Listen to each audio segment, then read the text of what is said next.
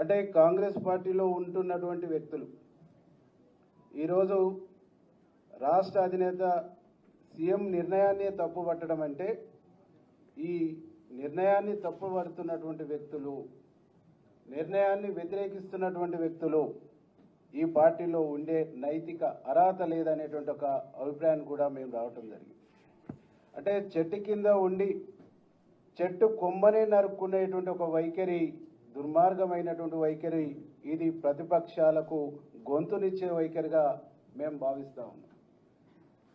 కొండ సురేఖ గారు క్రమశిక్షణ సంఘం ఇచ్చినటువంటి నోటీసుకు షోకాజుకు సమాధానం ఇస్తూ నాకు సంబంధం లేదన్న, నీకు సంబంధం లేదన్నప్పుడు నీ బిడ్డ మాట్లాడిన మాటల్ని ఎందుకు ఖండించలేదు?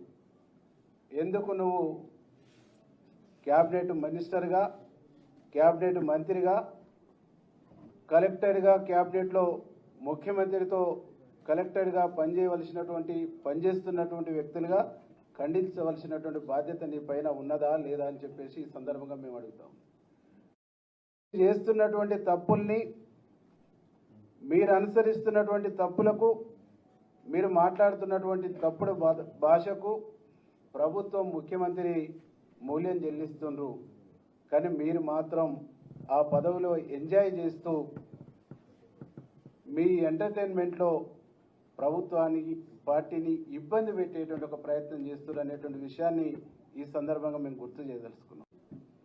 అంటే కాంగ్రెస్ పార్టీలో ఉంటున్నటువంటి వ్యక్తులు ఈరోజు రాష్ట్ర అధినేత సీఎం నిర్ణయాన్ని తప్పుపట్టడం అంటే ఈ నిర్ణయాన్ని తప్పుపడుతున్నటువంటి వ్యక్తులు, నిర్ణయాన్ని వ్యతిరేకిస్తున్నటువంటి వ్యక్తులు ఈ పార్టీలో ఉండే నైతిక అర్హత లేదనేటువంటి ఒక అభిప్రాయాన్ని కూడా మేము రావటం జరిగింది.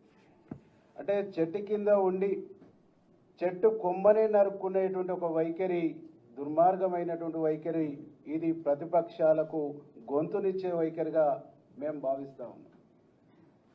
కొండ సురేఖ గారు క్రమశిక్షణ సంఘం ఇచ్చినటువంటి నోటీసుకు షోకాజుకు సమాధానం ఇస్తూ నాకు సంబంధం లేదన్న, నీకు సంబంధం లేదన్నప్పుడు నీ బిడ్డ మాట్లాడిన మాటల్ని ఎందుకు ఖండించలేదు? ఎందుకు నువ్వు క్యాబినెట్ మినిస్టర్గా, క్యాబినెట్ మంత్రిగా, కలెక్టర్గా, క్యాబినెట్లో ముఖ్యమంత్రితో కలెక్టర్గా పనిచేస్తున్నటువంటి వ్యక్తులుగా ఖండించవలసినటువంటి బాధ్యత నీ పైన ఉన్నదా లేదా అని చెప్పేసి ఈ సందర్భంగా మేము అడుగుతాం. మీరు చేస్తున్నటువంటి తప్పుల్ని, మీరు అనుసరిస్తున్నటువంటి తప్పులకు, మీరు మాట్లాడుతున్నటువంటి తప్పుడు భాషకు ప్రభుత్వం, ముఖ్యమంత్రి మూల్యం చెల్లిస్తుండ్రు. కానీ మీరు మాత్రం ఆ పదవిలో ఎంజాయ్ చేస్తూ